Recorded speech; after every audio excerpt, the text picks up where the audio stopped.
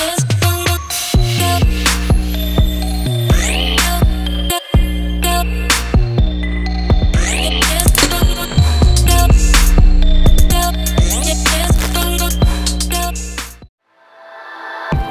Mims, today I'm going to teach you a couple of tips on how to perfect blending your eyeshadow. Let's get started. I've already applied my foundation as well as my eyebrows. I decided to use a colored mascara to add a hint of blue to my brows. One of the main questions I get asked being a makeup artist is how do you achieve a flawless blending of eyeshadow?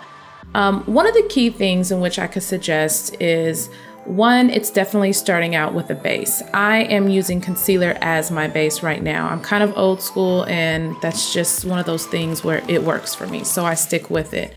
Also, I'd say using a proper blending brush, as well as using a little bit of product at a time. Not loading your brush up too much, but just adding to it until you get that desired intensity of color that you're looking for.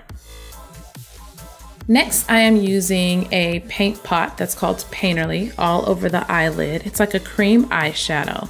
And I'm gonna lay it all the way down. It's gonna dry to a nice cream matte textured. And then I'm gonna place the pop of color directly on the inner corner of my eye. You guys can use whatever color you want. If your heart desire is green or pink, then use that. Let's talk about my $3 eyeliner that I found at the drugstore that is made by Wet n Wild. It is so dark. It has a matte finish. The tip is really refined so it can give you really nice, clean, straight lines. Buy it if you need a new black eyeliner. Next, apply your favorite mascara. Don't you hate when you get mascara on your lids?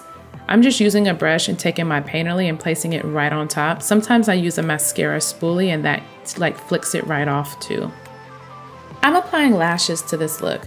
I want my eyes to really look dramatic, so the style of lash that I'm choosing is something that's a little bit more fuller at the base, and that has a little bit more length to it. And then I'm gonna add mascara to the bottom of my lashes. Time to add our last pop of color. I decided to use this really intense, beautiful purple shade, and it's a long lipstick stain. It's the kind that stays on all day, like for 16 hours. So I'm just gonna place it all over. And this is the final look, you guys. I really hope you enjoyed this tutorial. These are all the products in which I used on my face. They will also be listed over at makeupinmotion.com.